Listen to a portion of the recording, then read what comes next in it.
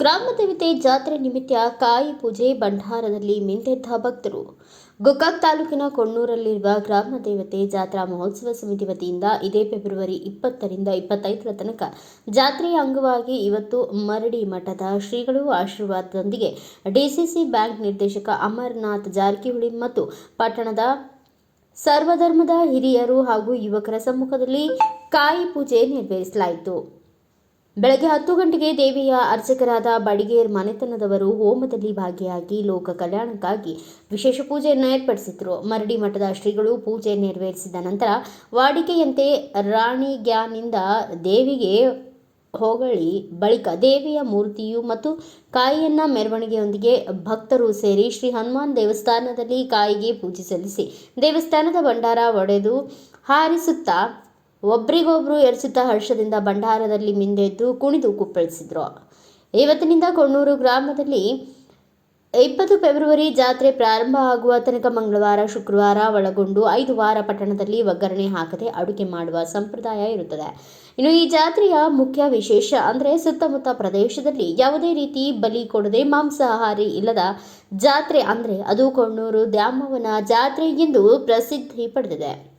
ಒಟ್ಟಾರೆಯಾಗಿ 9 ವರ್ಷಕ್ಕೊಮ್ಮೆ ಜರುಗುವ ಜಾತ್ರೆಯಲ್ಲಿ ಜಾತಿ ಧರ್ಮ ಭೇದ ಭಾವ ಇಲ್ಲದೆ ಎಲ್ಲರೂ ಎಲ್ಲದರಲ್ಲೂ ಭಾಗಿಯಾಗಿ ಮುಂದೆ ನಡೆಯುವ ಜಾತ್ರೆಗೆ ಇವತ್ತು ಕಾಯಿ ಪೂಜೆಗೆ ಸೇರಿದ ಭಕ್ತರೇ ಸಾಕ್ಷಿ. ಇನ್ನು ಇವತ್ತಿನ ಕಾಯಿ ಪೂಜೆ ಮತ್ತು ಜರುಗುವ ಜಾತ್ರೆಯ ಬಗ್ಗೆ ಸ್ಥಳೀಯರು ತಮ್ಮ ಅಭಿಪ್ರಾಯವನ್ನು ವ್ಯಕ್ತಪಡಿಸಿದ್ದಾರೆ. ಈ ಸಂದರ್ಭದಲ್ಲಿ ಈರಯ್ಯ ಗಣಾಚಾರಿ, ವಿನೋದ ಕರ್ನಿಂಗ, ಮಾರುತಿ ಪೂಜೇರಿ, ಪ್ರಕಾಶ್ ಕರ್ನಿಂಗ, ಶೇಖರ್ ಗುಡಜ ಸೇರಿದಂತೆ ಇನ್ನುಳಿದ ಮುಖಂಡರುಗಳು ಉಪಸ್ಥಿತರಿದ್ದರು. ಸರ್ವರಿಗೂ ಮಹಾಪ್ರಸಾದದ ವ್ಯವಸ್ಥೆ ಮಾಡಲಾಗಿತ್ತು.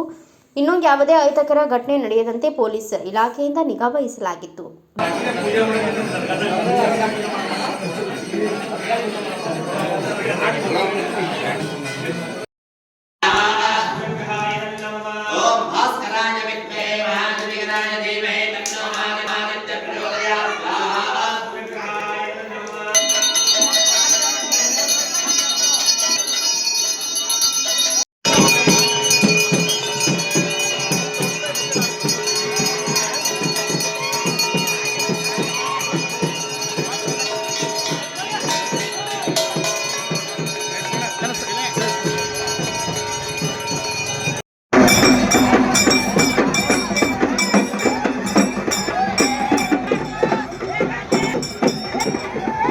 Bureau report Manohar Megheri, Bharat Vaibhav news, Gokak. Thanks for watching. Read, discuss and debate with editor Dr. Yan Prashant Rao. Wanted reporters in print, digital and visual media for Bharat Vaibhav Daily Newspaper, BV News 5 Channel and BV Fast Web News from all the talukas of Karnataka, Goa and Maharashtra. If interested, send your resume to 9019229369.